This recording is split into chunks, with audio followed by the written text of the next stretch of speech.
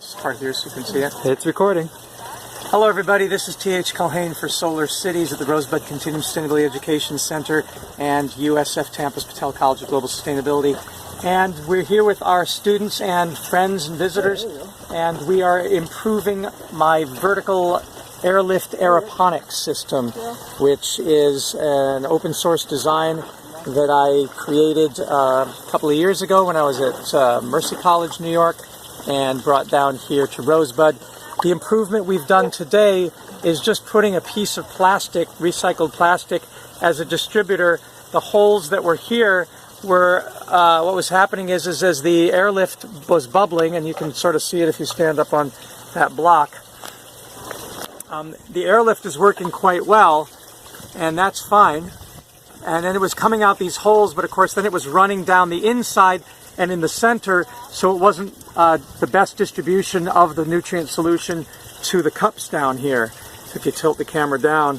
So what we wanted to do is make sure that it comes down the sidewalls, and so putting a piece of recycled plastic here seems to do the trick. So we dropped that in there, and now I feel the sides are much wetter, still some down the center, which is inevitable.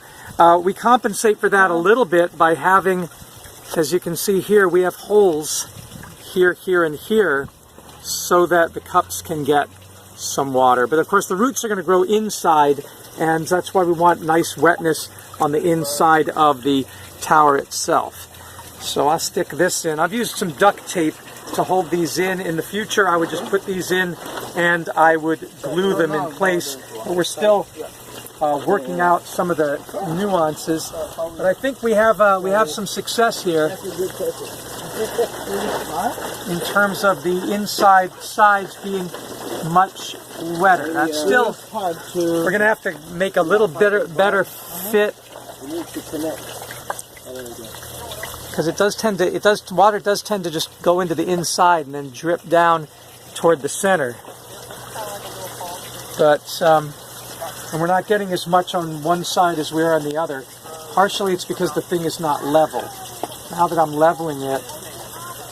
So the other thing that we're going to do to improve the performance of this so it's not so critical is we're going to try, this was John Stockham's idea, he's behind the camera right now, we're going to stuff in some Spanish moss, which is all over the property, and that should help also in distributing and holding the moisture, so that when the power is cut, if it's cut, it will retain moisture for a while. The only question we have about using this is, are there properties of Spanish moss that could hurt the plant?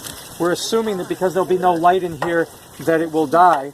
We don't know what the replacement rate will be, but let's just assume that if we stuff this in, we could also use, we were thinking of using, I've done this in the past, using clay pellets, but that's something you'd have to buy, and they do tend to fall out.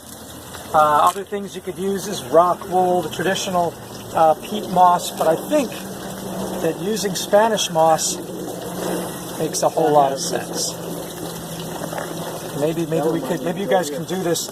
Why don't we remove the cups and put all this stuff in, and then put the cups back and just see if the water collects. We do see water collecting, so it's not bad at all. This drip up here is because of wicking, because of this hole that we haven't yet filled with a cup. But I'm wondering if when we put the Spanish moss in, if that doesn't help to keep it all. Again, it's going to wick wherever the Spanish moss is, but it may be, that may help a little bit so that it drips down. And then the assumption is that the plant roots would grow in around the moss, right? Mm-hmm. Anyway, that's, as you can see, the airlift aeroponics works really nicely. The pump, which you can see inside here, if we just take a quick gander under here somewhere. This is the pump. And the nice thing about these pumps is they only use anywhere from 5 to 10 watts, depending on how large your pump. And this has got 4 tubes, so we can do 2 tubes for the airlift aeroponics to get enough bubbles, and then a tube each for our deep water aquaculture setup, which is these here.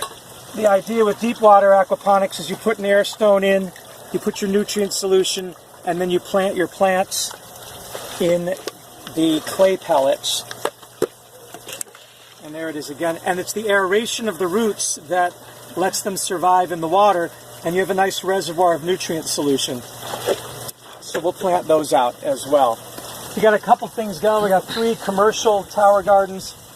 We've got 1 aero garden from our good friends in Pennsylvania, and then we have my airlift aeroponics system. I like the name of it. Yeah, it's nice. Airlift aquaponics. Aeroponics. Aeroponics. Yeah, so it really is about, look, it's doing very nicely. If you look at the back side here, look at how nicely it's distributing now to the back wall. Oh yeah, so I can see it. Yeah, this is a success for sure. Anyway, as usual, our motto at Solar Cities is, we're just like you. We didn't start out as professionals, so please do try this at home.